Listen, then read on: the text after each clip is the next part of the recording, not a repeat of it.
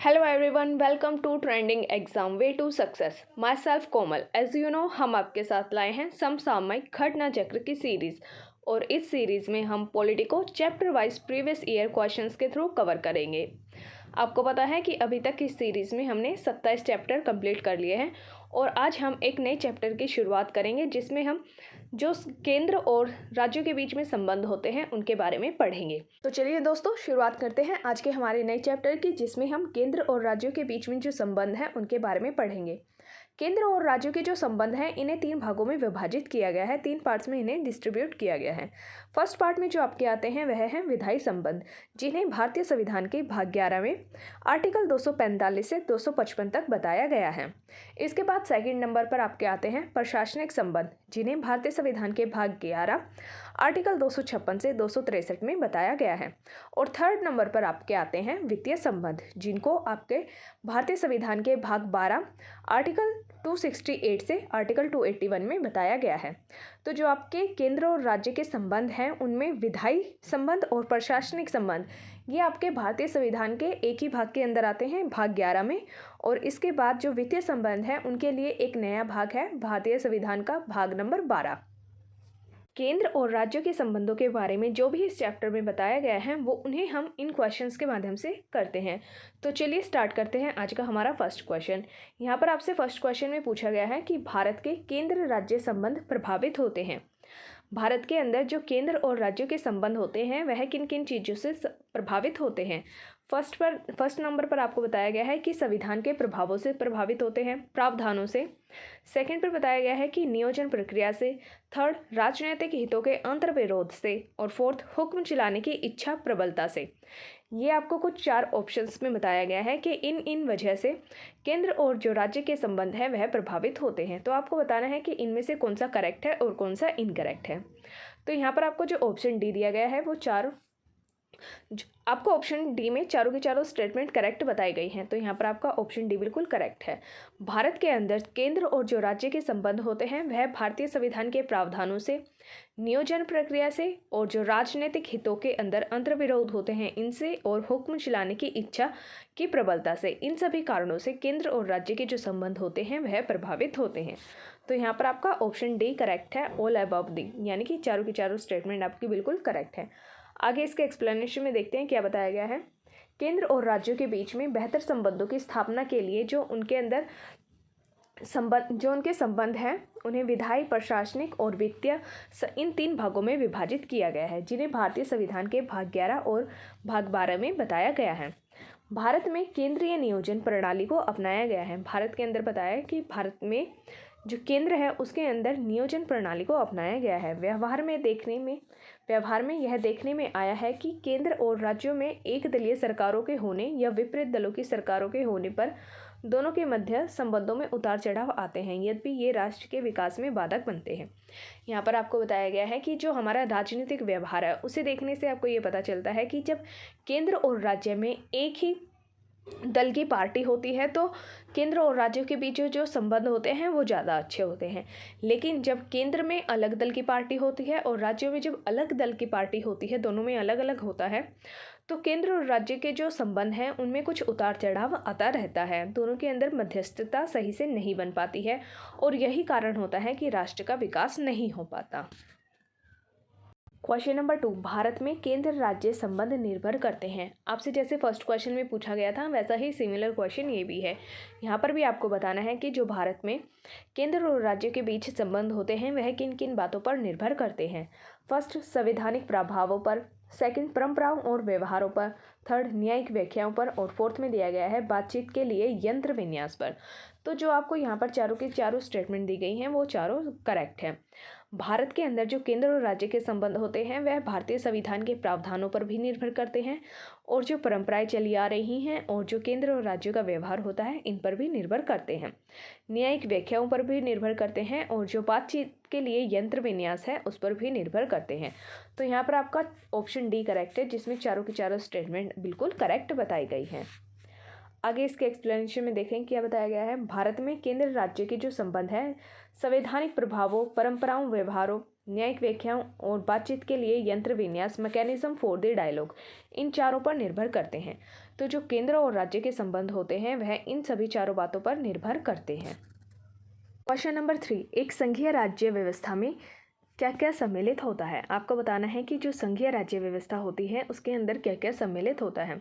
आप सभी को पता है कि जो भारतीय संविधान का भाग 1 है उसमें राज्यों के संघ के बारे में बताया गया है, और भारतीय संविधान का आर्टिकल 1 में आपको बताया गया है कि जो भारत एक देश है वह राज्यों का संघ होगा। तो आपको बताना है कि जो ये संघीय व्यवस्था है इसके अंदर शामिल क्या क्या होता है। फर्स्ट, संघ और राज्यों के बीच जो संबंध होते हैं यानी कि सेंटर और स्टेट के बीच जो रिलेशन है। सेकंड नंबर पर आपको बताया गया है राज्यों के बीच संबंध यानी कि स्टेट टू स्टेट जो रिलेशंस होते हैं वह और समन्वय के लिए तंत्र, और जो विवाद सेंटर और स्टेट के बीच में कोई विवाद हो जाए या फिर स्टेट और स्टेट के बीच में कोई विवाद हो जाए तो उसे सुलझाने के लिए जो मैकेनिज्म होता है वह। तो यहाँ पर जो आपको 4 स्टेटमेंट दी गई हैं वो बिल्कुल करेक्ट हैं। जो एक संघीय राज्य व्यवस्था होती है उसके अंदर संघ और राज्यों के बीच संबंध होते हैं वह, राज्यों के मध्य संबंध, समन्वय के लिए तंत्र और विवादों को सुलझाने के लिए तंत्र, ये चारों के चारों शामिल होते हैं। तो यहाँ पर आपका ऑप्शन ए करेक्ट दिया गया है जिसमें आपके चारों के चारों स्टेटमेंट बिल्कुल करेक्ट बताई गई हैं। आगे इसके एक्सप्लेनेशन देखते हैं। संघीय राज्य व्यवस्था में संघ और राज्यों के बीच जो संबंध होते हैं सेंटर और स्टेट के बीच, और राज्यों के मध्य आपस में जो संबंध होते हैं स्टेट टू स्टेट रिलेशन, पारस्परिक स्टेट और केंद्र और राज्य के बीच में या फिर राज्य और राज्यों के बीच में जो समन्वय के लिए तंत्र होता है वह, और इनके बीच कोई अगर विवाद हो जाए तो उस विवाद को सुलझाने के लिए जो एक मैकेनिज्म है, ये चारों की चारों चीज़ें आपकी संघीय राज्य व्यवस्था में शामिल होती हैं। क्वेश्चन नंबर 4, यहाँ पर आपको बताना है कि केंद्र और राज्यों के संबंधों को विशेष रूप से किस प्रसंग में म्युनिसिपल संबंध कहा गया है।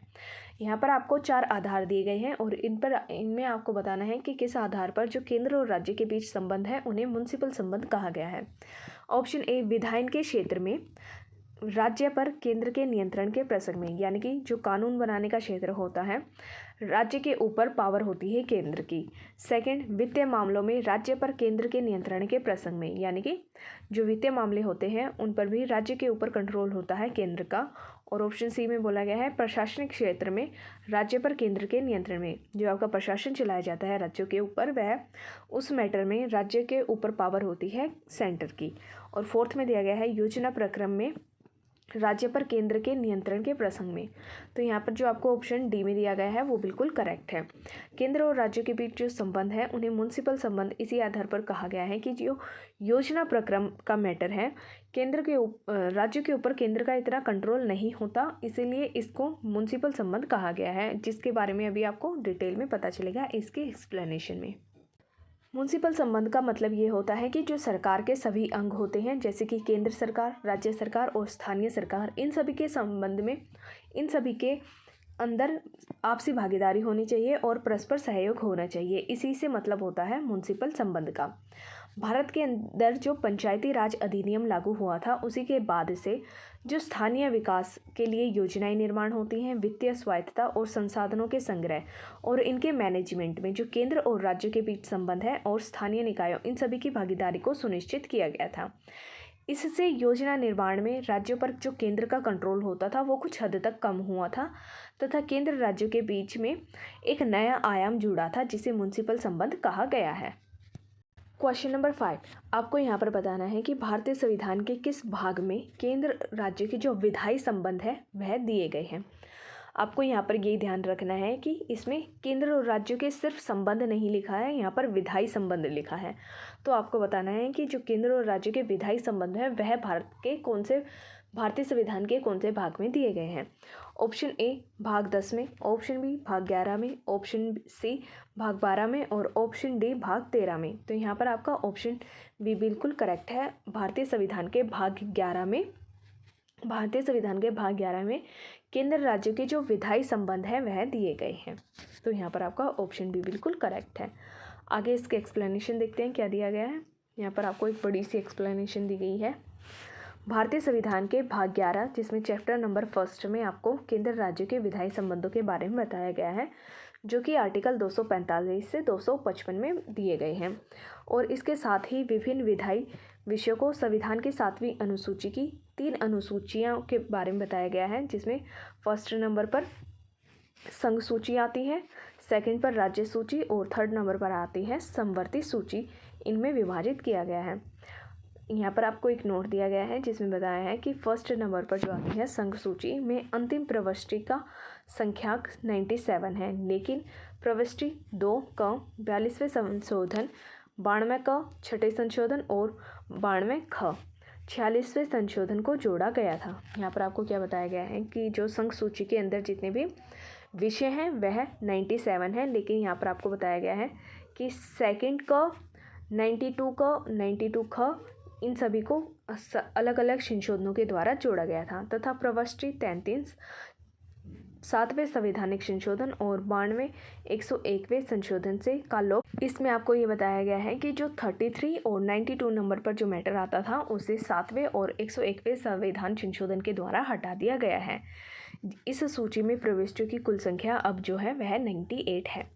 इसके बाद है राज्य सूची के बारे में आपको बताया गया है कि राज्य सूची में जो टोटल विषय हैं वह 66 है, लेकिन 7वें संशोधन के द्वारा 36 और 42वें संशोधन के द्वारा 11, 19 और 20, 29 और 101वें संशोधन के द्वारा 92 और 55 का लोप कर दिया गया है। तो यहाँ पर आपको बताया गया है कि कौन कौन से संवैधानिक संशोधन के द्वारा कौन कौन से विषय को हटा दिया गया है, जिसकी वजह से अब जो राज्य सूची के अंदर मैटर है वह उनकी संख्या 59 है। थर्ड नंबर पर आपको समवर्ती सूची के बारे में बताया गया है, जिसके अंदर टोटल जो विषय है उनकी संख्या 47 है, 47 है। और आपको बताया गया है कि जो 42वां संवैधानिक संशोधन था उसके द्वारा 5 प्रविष्टियाँ अलग जोड़ी गई थी। 11 का 11A, 17A, 17B, 20A और 33A इनको अलग से जोड़ा गया था, जिसे कुल मिलाकर अब 52 प्रविष्टियाँ सब्जेक्ट्स हैं। यहाँ पर आपको 3 प्रकार की सूचियों के बारे में बताया गया है। जो केंद्र सूची के अंदर सब्जेक्ट आते हैं उनके अंदर जो भी मैटर होते हैं उनके ऊपर कानून बनाने का जो अधिकार होता है वह केंद्र सरकार को होता है। और सेकंड नंबर पर आपको जो राज्य सूची बताई गई है इसके अंदर जो भी मैटर होते हैं उनके अंदर कानून बनाने का अधिकार राज्य सरकार को होता है। और थर्ड नंबर पर आपको समवर्ती सूची के बारे में बताया गया है। समवर्ती सूची के अंदर जितने भी सब्जेक्ट्स आते हैं उन पर कानून बनाने का जो अधिकार होता है वह केंद्र सरकार और राज्य सरकार दोनों का होता है। लेकिन कोई भी ऐसा मामला होता है जिस पर केंद्र और राज्य के बीच में अगर कोई विवाद हो जाता है किसी भी कानून के ऊपर, तो जो केंद्र सरकार के द्वारा फैसले दिए जाते हैं, जो केंद्र सरकार का कानून होता है वह ज़्यादा प्रभावी होता है। क्वेश्चन नंबर 6, केंद्र तथा राज्यों के मध्य शक्तियों के वितरण के लिए भारत संविधान की 3 सूचियों को प्रस्तुत किया गया है। निम्न में से 2 अनुच्छेद शक्तियों के वितरण को विनियमित करते हैं। आपको बताना है कि जो भारतीय संविधान के 3 सूचियों के बारे में बताया गया है। भारतीय संविधान के अंदर जिन 3 सूचियों के बारे में बताया गया है, केंद्र सूची, संघ सूची और समवर्ती सूची, जिसके अंदर केंद्र और राज्य के बीच जो भी शक्तियाँ होती हैं उनके वितरण के बारे में बताया गया है। तो आपको बताना है कि भारतीय संविधान का कौन सा ऐसा आर्टिकल है जो इन सूचियों के बारे में बताता है। ऑप्शन ए आर्टिकल 4 और 5, ऑप्शन बी आर्टिकल 56 और 57, ऑप्शन सी आर्टिकल 141 और 142, ऑप्शन डी आर्टिकल 245 और 246। आपको बताना है कि इनमें से कौन सा ऐसा आर्टिकल है जो भारतीय संविधान की इन तीनों सूचियों के बारे में बताता है। तो यहाँ पर आप देखेंगे कि ऑप्शन डी में जो दिया गया है वो बिल्कुल करेक्ट है। आर्टिकल 245 और 246 इन 2 आर्टिकल्स के अंदर केंद्र और राज्य के बीच में जो शक्तियों का बंटवारा किया गया है, वितरण किया गया है, उन 3 सूचियों के बारे में बताया गया है, जिसमें फर्स्ट नंबर पर केंद्र सूची, फर्स्ट नंबर पर संघ सूची, सेकंड नंबर पर राज्य सूची और थर्ड नंबर पर समवर्ती सूची आती है। तो चलिए इसका एक्सप्लेनेशन देखते हैं। आपका जो आर्टिकल 4 है, भारतीय संविधान का जो आर्टिकल 4 है, उसमें पहली और चौथी अनुसूची के अंदर जो भी संशोधन किए गए हैं उनके बारे में बताया गया है। और आर्टिकल 5 में संविधान के प्रारंभ पर नागरिकता के बारे में बताया गया है। आर्टिकल 56 और 57 में राष्ट्रपति की पद अवधि यानी कि टेन्योर और उनके पुनः निर्वाचन के लिए जो एलिजिबिलिटी होती है उनके बारे में बताया गया है। इसके बाद आपको आर्टिकल 141 और 142 में उच्चतम न्यायालय सुप्रीम कोर्ट की जो पावर होती है उनके लिए प्रोविजंस दिए गए हैं, जबकि आर्टिकल 245 में संसद और राज्य विधानमंडलों के द्वारा बनाई जाने वाली विधियों के विस्तार की राज्य क्षेत्रीय सीमा को निश्चित किया गया है। आपको बताया गया है कि जो आर्टिकल 245 है उसमें पार्लियामेंट और जो राज्य की विधानमंडल होती है उनके द्वारा बनाई जाने वाली जो भी विधियाँ होती हैं, कानून होती है, वह राज्य की कौन सी क्षेत्रीय सीमा तक कानून बना सकते हैं उनके बारे में बताया गया है। इसके बाद आर्टिकल जो 246 है, इसमें सातवीं अनुसूची की सूची 1, जिसमें इस आर्टिकल 246 में आपको सातवीं अनुसूची के बारे में बताया गया है, जिसमें 3 सूचियों के बारे में बताया है।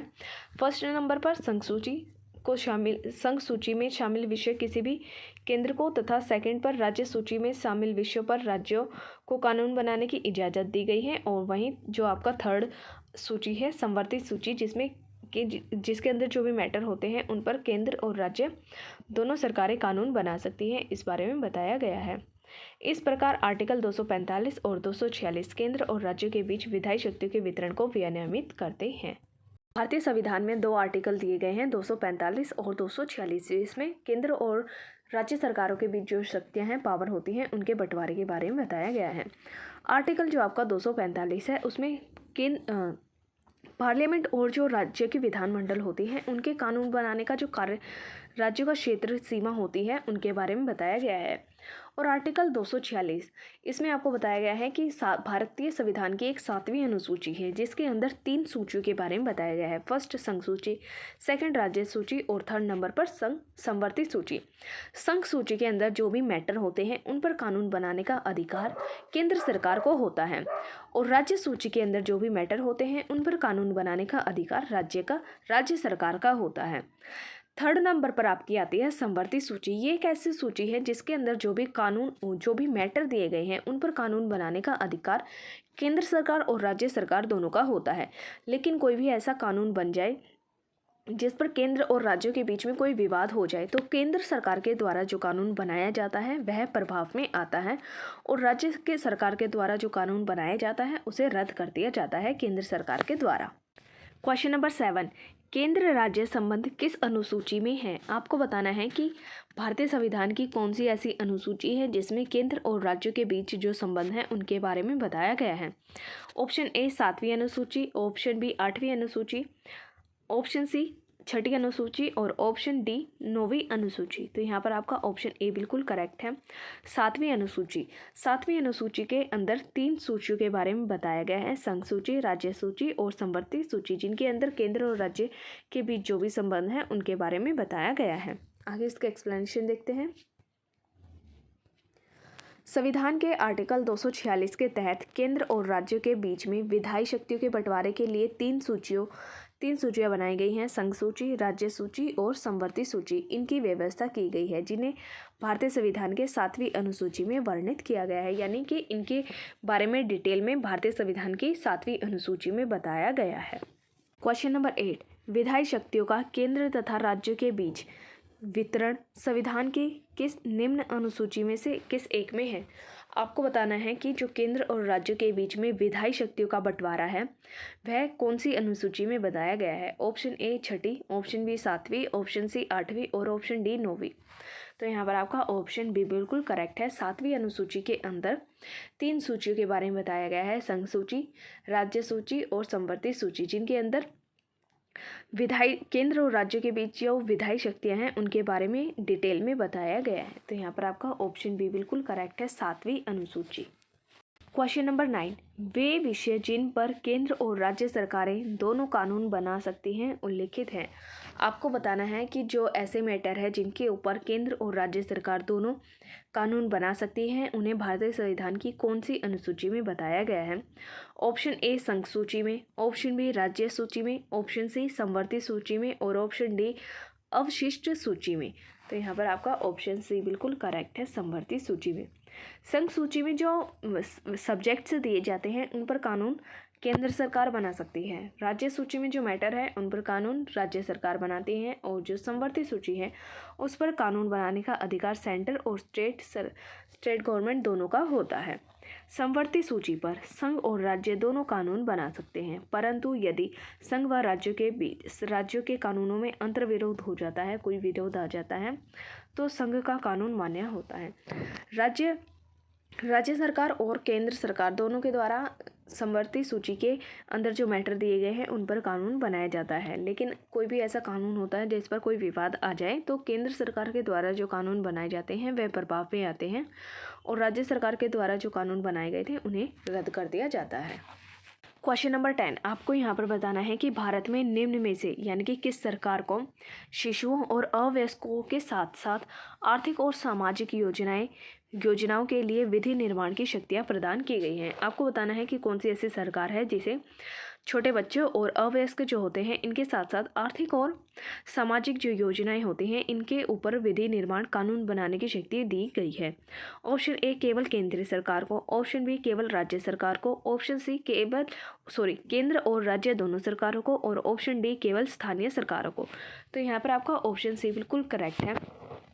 केंद्र और राज्य जो दोनों की सरकारें होती हैं इन दोनों ही सरकारों को शिशुओं अवयस्क को इनके साथ साथ आर्थिक और सामाजिक योजनाओं के लिए कानून बनाने की शक्तियाँ प्रदान की गई हैं।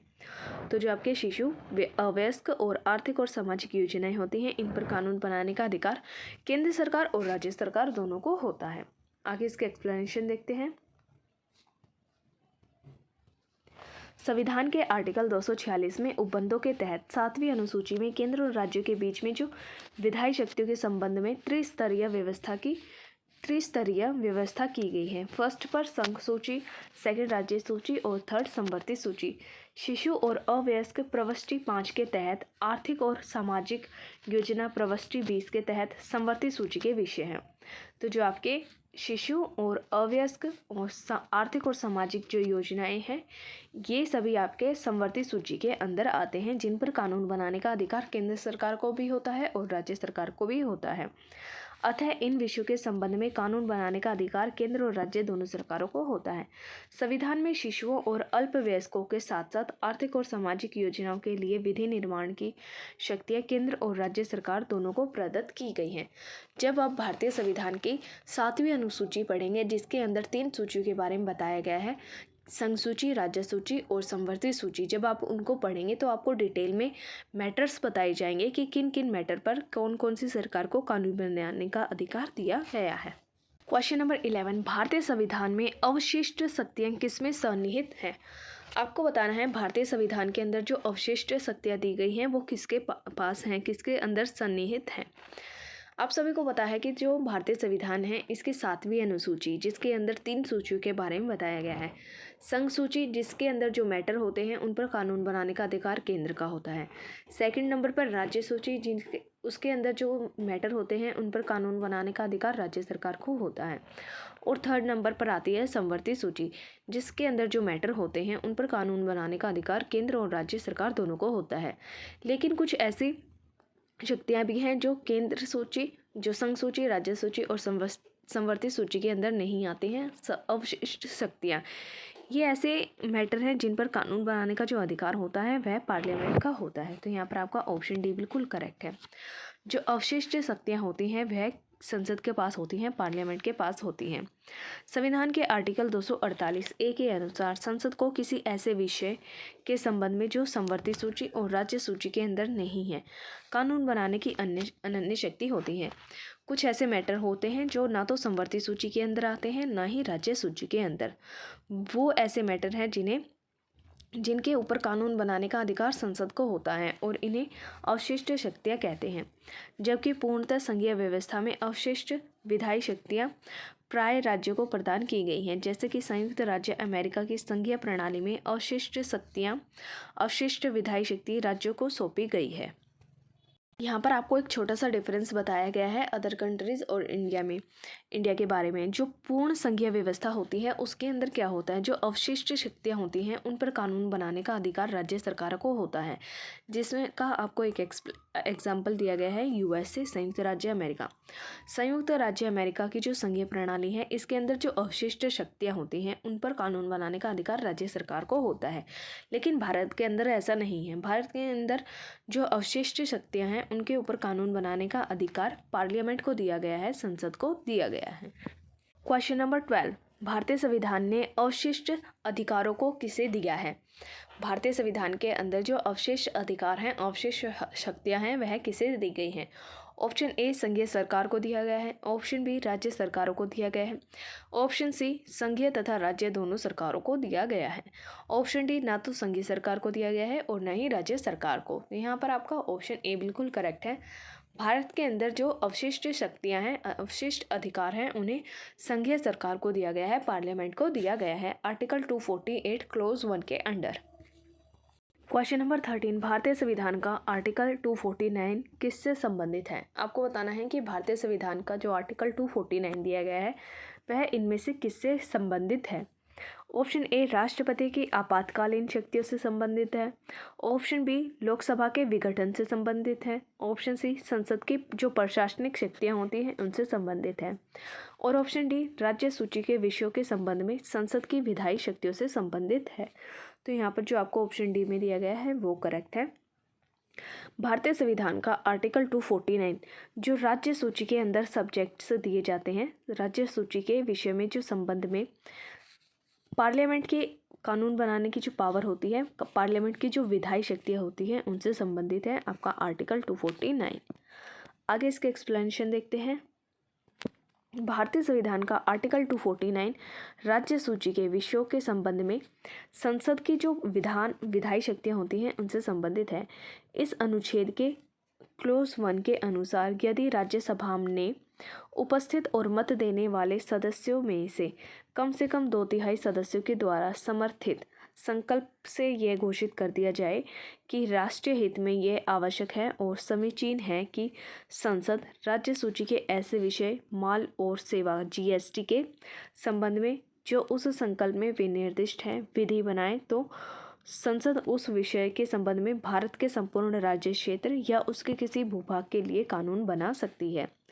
यहाँ पर आपको पूरे एक्सप्लेनेशन में ये दिया गया है कि जो आपका आर्टिकल 249 क्लोज 1 है उसके अंदर ये बताया गया है कि अगर राज्यसभा कोई ऐसा संकल्प पारित कर दे जिसके अंदर ये बताया जाए कि ये जो कानून है यह राष्ट्र के हित में है और ये कानून संसद के द्वारा बनाया जाना चाहिए, और इस प्रस्ताव को राज्यसभा के द्वारा जो उनके उपस्थित सदस्य होते हैं उनके कम से कम 2/3 सदस्यों के द्वारा पारित कर दे और बताएं कि ये सब्जेक्ट ऐसा है जिस पर कानून बनाना आवश्यक है और पार्लियामेंट के द्वारा ये कानून बनाया जाना चाहिए।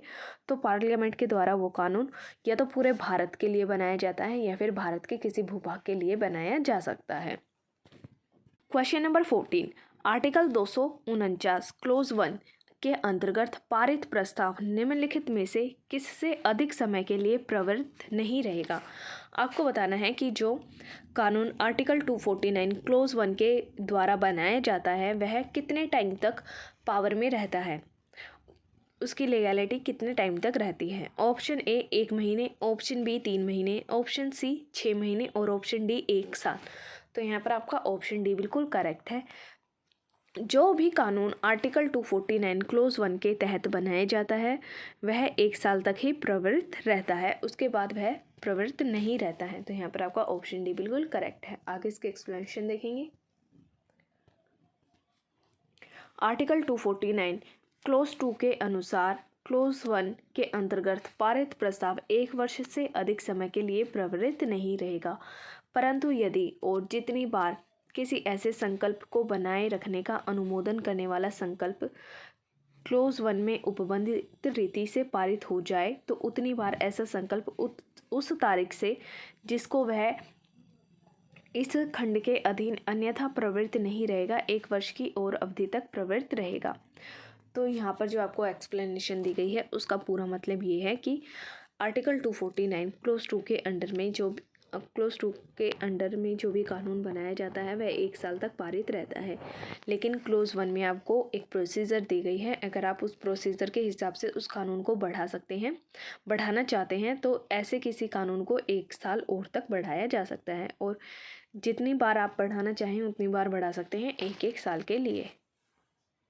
क्वेश्चन नंबर 15, राज्यसभा के द्वारा संविधान के आर्टिकल 249 के अंतर्गत पारित संकल्प जिसके द्वारा संसद को राज्य सूची के विषय पर राष्ट्र हित में विधि निर्मित करने का अधिकार दिया गया हो, प्रवृत्त रहेगा। यहाँ पर आपको ये बताया गया है कि आर्टिकल 249 के अंडर में जब राज्यसभा के द्वारा ऐसा संकल्प पारित कर दिया जाए कि कोई भी ऐसा कानून है जो राष्ट्र हित में है और संसद को इस पर कानून बनाया जाना चाहिए, तो जो संसद के द्वारा कानून बनाया जाता है वह कितने टाइम तक लागू रहता है। ऑप्शन ए 6 महीने से अधिक तक नहीं, ऑप्शन बी 2 वर्ष से अधिक नहीं, ऑप्शन सी 1 वर्ष से अधिक नहीं और ऑप्शन डी असीमित काल तक।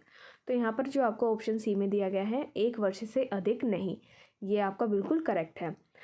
आर्टिकल 249 के अंडर में पार्लियामेंट के द्वारा कोई भी ऐसा कानून बनाया जाता है जिसके लिए राज्य सूची में प्रस्ताव पारित किया गया हो और वह कानून राष्ट्र हित में हो, वह जो कानून होता है वह 1 साल तक लागू रहता है। लेकिन आप उसे आर्टिकल 249 क्लोज 1 में एक प्रोसीजर दी गई है, उस प्रोसीजर के अकॉर्डिंग अगर आप उस कानून को बढ़ाना चाहते हैं तो उसे एक बार में 1 साल के लिए बढ़ाया जा सकता है और उसे आप कितनी भी बार बढ़ा सकते हैं 1-1 साल के लिए। क्वेश्चन नंबर 16, निम्नलिखित में से किस अनुच्छेद के अनुसार भारतीय संविधान अंतर्राज्यीय परिषद के संबंध में प्रावधान करता है। आपको बताना है कि कौन सा ऐसा आर्टिकल है जिसके में अंतर्राज्यीय परिषद के संबंधों के बारे में प्रावधान दिए गए हैं। ऑप्शन ए आर्टिकल 262 के अनुसार, ऑप्शन बी आर्टिकल 263 के अनुसार, ऑप्शन सी आर्टिकल 264 के अनुसार और ऑप्शन डी आर्टिकल 265 के अनुसार। तो यहाँ पर आपका ऑप्शन बी बिल्कुल करेक्ट है।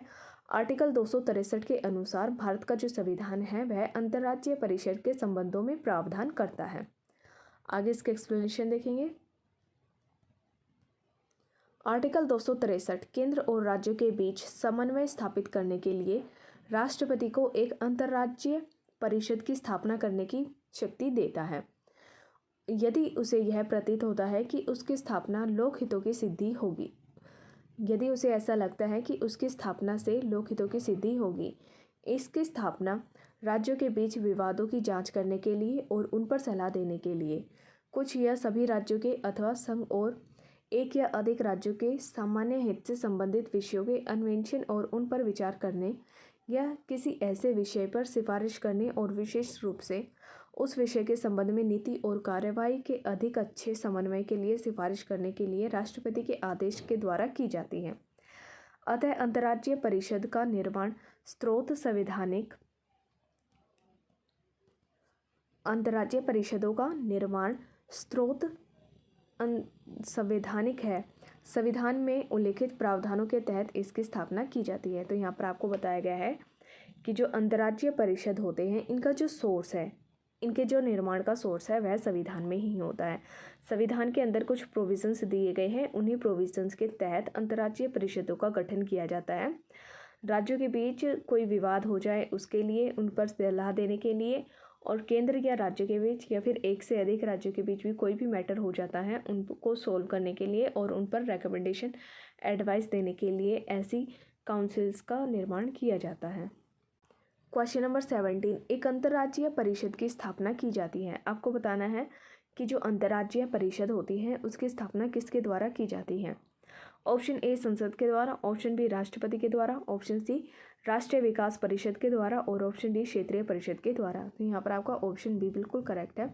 राष्ट्रपति के द्वारा अंतर्राज्यीय परिषद की स्थापना की जाती है ताकि राज्यों के बीच या फिर केंद्र और राज्यों के बीच या फिर एक से अधिक राज्यों के बीच कोई विवाद हो जाए उनको सोल्व करने के लिए और उन पर सलाह देने के लिए ऐसी परिषद का निर्माण किया जाता है। क्वेश्चन नंबर 18, अंतर्राज्यीय परिषदों का निर्माण स्रोत क्या है। आपको बताना है कि किस स्रोत का इस्तेमाल करके अंतर्राज्यीय परिषदों का निर्माण किया जाता है। ऑप्शन ए संवैधानिक, ऑप्शन बी संसदीय कानून, ऑप्शन सी योजना आयोग की अनुशंसा, ऑप्शन डी मुख्यमंत्री सम्मेलन के द्वारा स्वीकृत संकल्प। तो यहाँ पर आपका ऑप्शन ए बिल्कुल करेक्ट है।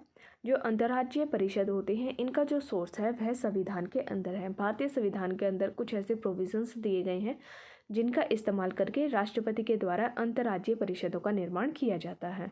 क्वेश्चन नंबर 19, निम्नलिखित में से कौन अंतर्राज्यीय परिषद गठन करने के लिए अधिकृत है। आपको बताना है कि इनमें से कौन ऐसी पर्सनैलिटी है जिनके द्वारा अंतर्राज्यीय परिषद का गठन किया जाता है। ऑप्शन ए संसद, ऑप्शन बी राष्ट्रपति, ऑप्शन सी लोकसभा के अध्यक्ष और ऑप्शन डी प्रधानमंत्री। तो यहाँ पर आपका ऑप्शन बी बिल्कुल करेक्ट है। राष्ट्रपति के द्वारा अंतर्राज्यीय परिषदों का गठन किया जाता है।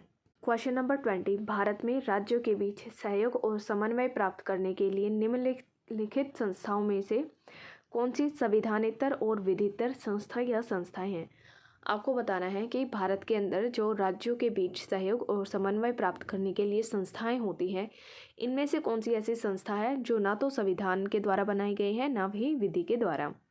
फर्स्ट, राष्ट्रीय विकास परिषद, सेकंड, राज्यपाल सम्मेलन, थर्ड, आंचलिक परिषदें और फोर्थ, अंतर्राज्यीय परिषद। इनमें से कौन सी ऐसी हैं जो ना तो संविधानेतर है ना ही विधितर। तो यहाँ पर आपका ऑप्शन ए करेक्ट है। जो राष्ट्रीय विकास परिषद और राज्यपाल सम्मेलन है, यह ना तो संविधान के द्वारा बनाई गई है ना ही विधि के द्वारा। तो यहाँ पर आपका ऑप्शन ए बिल्कुल करेक्ट है। आगे की इसके एक्सप्लेनेशन देखते हैं। अंतर्राज्यीय परिषद का उल्लेख भारतीय संविधान में किया गया है, तो ये आपकी संवैधानिक संस्था हुई। और जो आपकी आंचलिक या क्षेत्रीय परिषदें दी गई हैं, वह संसद के अधिनियम के प्रावधानों के तहत बनाई गई हैं, इसलिए वे विधिक संस्थाएं हुई। लेकिन जो आपकी राष्ट्रीय विकास परिषद और राज्यपाल सम्मेलन है, वह ना तो संविधान के द्वारा बनाई गई है ना ही संसद के द्वारा किसी अधिनियम के प्रावधानों के तहत, तो इसलिए वह संविधानेतर और विधितर संस्थाएं हैं।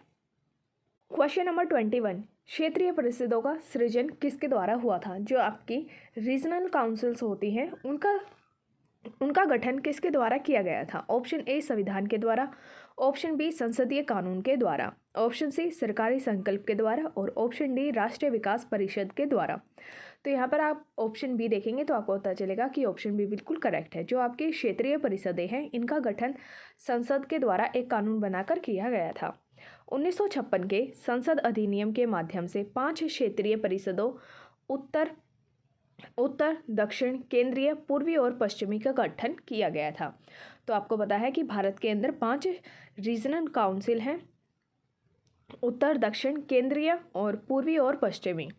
1971 में पूर्वोत्तर के राज्यों के लिए पूर्वोत्तर परिषद का गठन किया गया था। भारत देश के अंदर जो उत्तर की दिशा में राज्य लगते हैं, उनके लिए पूर्वोत्तर परिषद का गठन किया गया था। उत्तर पूर्वी परिषद अधिनियम 1972 के तहत किया गया था। गृह मंत्री प्रत्येक क्षेत्रीय परिषद का अध्यक्ष होता है। जो होम मिनिस्टर होते हैं, वह हर एक क्षेत्रीय परिषद के अध्यक्ष होते हैं।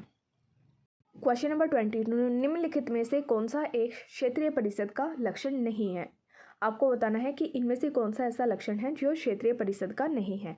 ऑप्शन ए, यह एक संवैधानिक संस्था है। तो यहाँ पर आप ऑप्शन ए को देखेंगे तो आपको आपका आंसर यहीं पर मिल जाएगा, क्योंकि इसमें बोला गया है कि जो क्षेत्रीय परिषदें होती हैं वह संवैधानिक संस्था है, लेकिन ऐसा नहीं है, क्योंकि जो क्षेत्रीय परिषदें हैं, इनका गठन 1956 में संसद के द्वारा अधिनियम बनाकर किया गया था, कानून बनाकर किया गया था। इनके बारे में संविधान में नहीं बताया गया है, इसलिए ये संवैधानिक संस्था नहीं हो सकती। तो आपको ऑप्शन ए पर टिक करना होगा। आपका ऑप्शन ए बिल्कुल करेक्ट है। आगे दिया गया है कि 5 क्षेत्रीय परिषदों की स्थापना राज्य पुनर्गठन आयोग अधिनियम 1956 के अंतर्गत की गई थी। आप सभी को पता है कि भारत के अंदर 5 क्षेत्रीय परिषदें हैं, जिसमें से फर्स्ट नंबर पर आपकी नॉर्थ आती है, नॉर्थ परिषद, उत्तर परिषद, सेकंड नंबर पर नॉर्थ ईस्ट, वेस्ट और साउथ, और 5th नंबर पर आपकी आती है सेंट्रल। तो ये कुल मिलाकर 5 परिषदें बनती हैं, जिन्हें क्षेत्रीय परिषदें कहा गया है। और इनका गठन राज्य के पुनर्गठन अधिनियम जो बना था 1956, उसी के अंतर्गत किया गया है। ऑप्शन सी में दिया गया है कि यद्यपि चंडीगढ़ राज्य नहीं है, फिर भी एक क्षेत्रीय परिषद में शामिल किया गया है। जो चंडीगढ़ है वह यूनियन टेरिटरी है, राज्य नहीं है, लेकिन फिर भी इसे क्षेत्रीय परिषद के अंदर शामिल किया गया है। और ऑप्शन डी, यह एक परामर्शदात्री संस्था है। जो क्षेत्रीय परिषद है, ये एडवाइजरी बॉडी है, ये सिर्फ और सिर्फ एडवाइस करती है, परामर्श देती है। तो जो आपको बी, सी और डी में ऑप्शंस में दिया गया है वो बिल्कुल करेक्ट है क्षेत्रीय परिषदों के बारे में, इसलिए ये तीनों क्षेत्रीय परिषदों के लक्षण हैं। लेकिन जो ऑप्शन ए में दिया गया है कि एक संवैधानिक संस्था है, ये इनकरेक्ट है। आगे इसके एक्सप्लेनेशन देखते हैं। क्षेत्रीय परिषद एक संवैधानिक स्टैट्यूटरी निकाय है, यानी कि इसे कानून बनाकर बनाया गया है, न कि संवैधानिक संस्था है।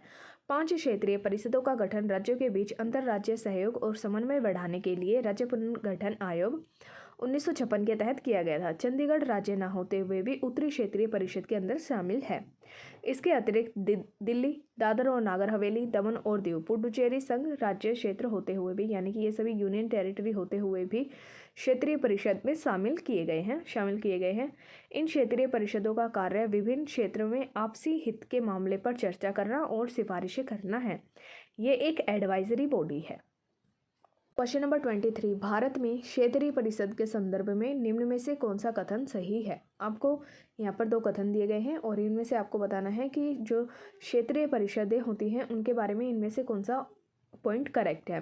फर्स्ट में बोला है क्षेत्रीय परिषदें भारतीय संघ व्यवस्था के उपसंघीय सूत्र के रूप में कार्य करती हैं। तो यहाँ पर आपका जो फर्स्ट स्टेटमेंट है वो बिल्कुल करेक्ट है। जो क्षेत्रीय परिषदें होती हैं वह भारतीय संघ व्यवस्था के अंतर्गत उपसंघीय सूत्र के रूप में कार्य करती हैं। सेकंड, परिषदें भारतीय संघ व्यवस्था में राज्यों के मध्य सहयोग और एकीकरण के मार्ग को प्रशस्त करती हैं। तो यहाँ पर आपकी जो सेकंड स्टेटमेंट है वो भी बिल्कुल करेक्ट है, इसलिए आपका ऑप्शन सी करेक्ट होगा। फर्स्ट और सेकंड दोनों की दोनों स्टेटमेंट सही है। आगे इसके एक्सप्लेनेशन देखते हैं।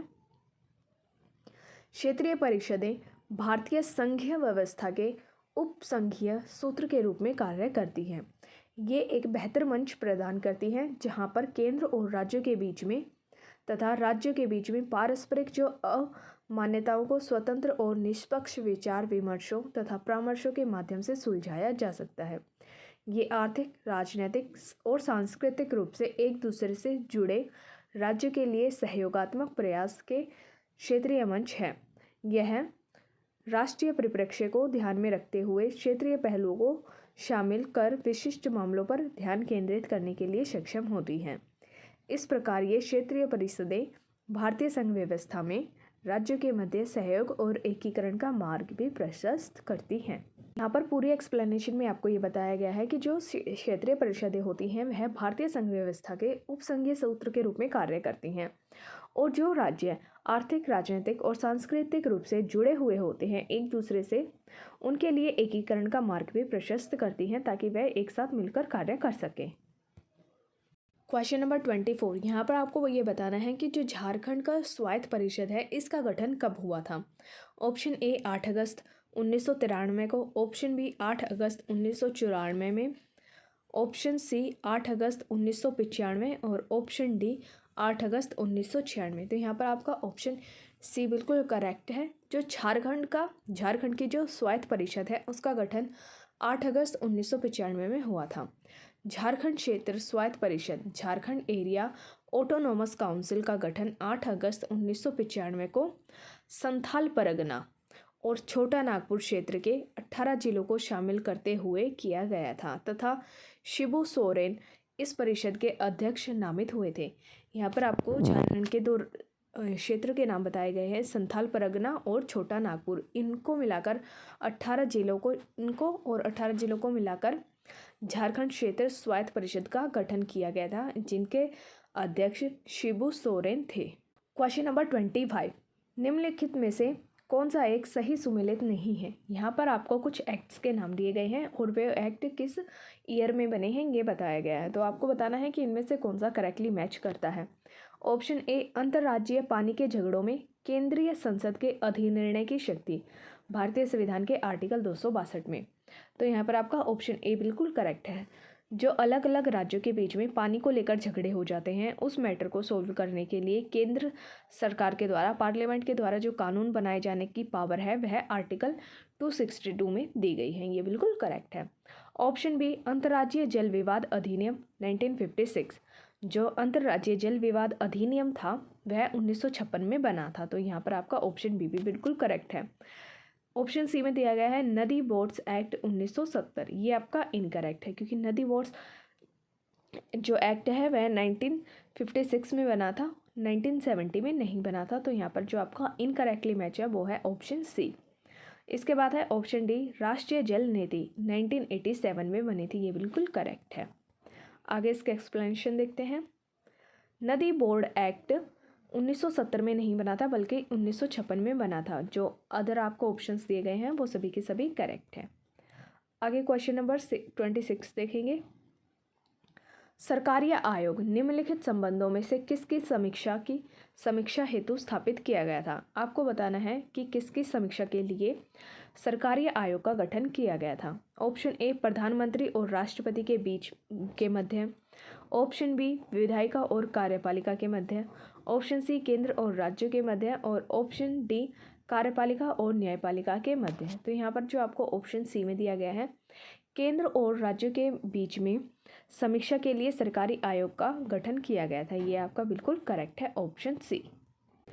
केंद्र राज्य संबंधों पर विचार करने और उनको सुदृढ़ करने के लिए सुझाव देने के लिए न्यायमूर्ति RS सरकारिया की अध्यक्षता में एक आयोग बनाया गया था, जिसे सरकारिया आयोग कहते हैं। जून 1983 में एक आयोग का गठन किया गया था। बी शिवरामन और SR सेन इसके 2 अन्य सदस्य भी थे। आयोग ने जनवरी 1988 यानी 1988 में अपनी रिपोर्ट सौंपी थी, लगभग 1600 पृष्ठों की, इसके अंदर 1600 पेज थे। इस रिपोर्ट में आयोग के द्वारा 19 चैप्टर के तहत कुल 47 अनुशंसाएं रिकमेंडेशन दी गई थी।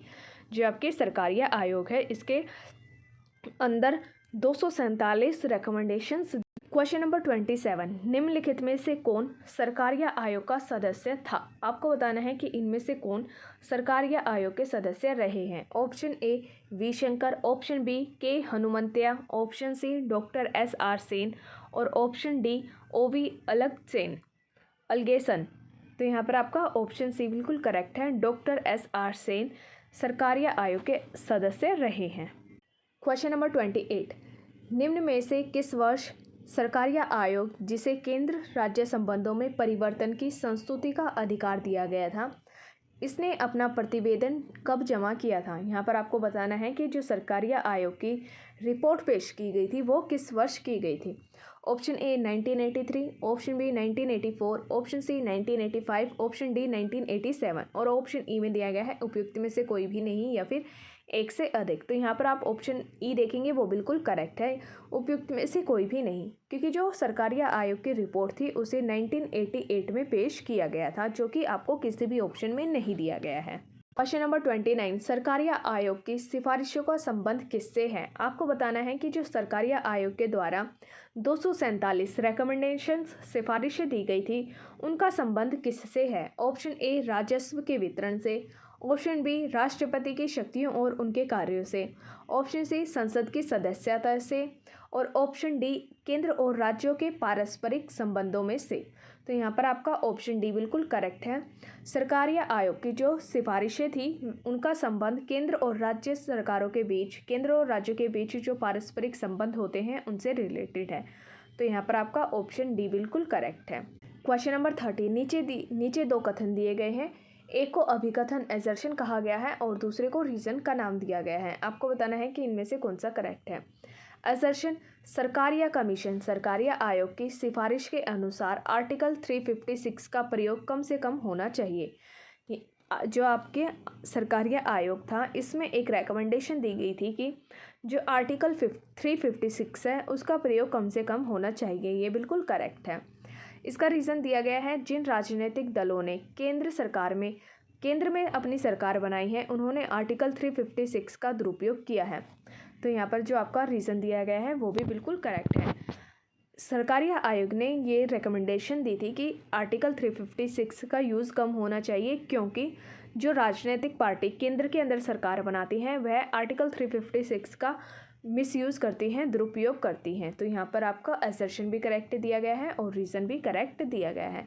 तो इसलिए यहाँ पर आपका ऑप्शन सी सही है, जिसमें असर्शन और रीज़न दोनों सही हैं और जो रीज़न है वह असर्शन की सही व्याख्या भी करता है। तो ऑप्शन सी इज़ करेक्ट। आगे इसके एक्सप्लेनेशन देखेंगे। केंद्र राज्य संबंधों पर विचार करने के लिए सरकारिया आयोग का गठन किया गया था 1983 में। सरकारिया आयोग ने अपनी सिफारिश में बोला था कि आर्टिकल 356 का कम से कम प्रयोग में लाने पर बल दिया जाना चाहिए। कई बार आर्टिकल 356 का केंद्र में सत्तारूढ़ दलों के द्वारा दुरुपयोग किया गया है तथा आर्टिकल 356 के अंतर्गत राष्ट्रपति शासन की घोषणा अन्य प्रावधानों पर विचार किए बिना जल्दबाजी में कर दी जाती है। इसलिए आपका एजर्शन और रीज़न दोनों सही हैं और जो आपको रीज़न दिया गया है वो एजर्शन की सही व्याख्या भी करता है। तो चलिए दोस्तों, इस वीडियो को यहीं पर फिनिश करते हैं। इस चैप्टर के अंदर जो भी क्वेश्चंस बचे हुए हैं उन्हें हम नेक्स्ट वीडियो में कंप्लीट करेंगे। और अगर आपको यहाँ पर कोई डाउट आया हो तो आप उसे कमेंट सेक्शन में पूछ सकते हैं। आप सभी को पता है कि ये जो सीरीज़ हमने चलाई है ये प्रीवियस ईयर के जो क्वेश्चंस है उन्हें सॉल्व करने के लिए चलाई है। अगर आपको इन चैप्टर्स को डिटेल में एनालाइज करना है तो उसके लिए आप अंजलि तोमर मैम की वीडियो देख सकते हैं, जो कि इसी चैनल पर हैं। उन वीडियोस को देखने के बाद अगर आप इन क्वेश्चंस को सॉल्व करेंगे तो आपको एक कॉन्फिडेंस मिलेगा, आपको अच्छा लगेगा। और अगर आपको ये वीडियो पसंद आया हो तो प्लीज़ वीडियो को लाइक करें, शेयर करें और चैनल को सब्सक्राइब करें। Thank you.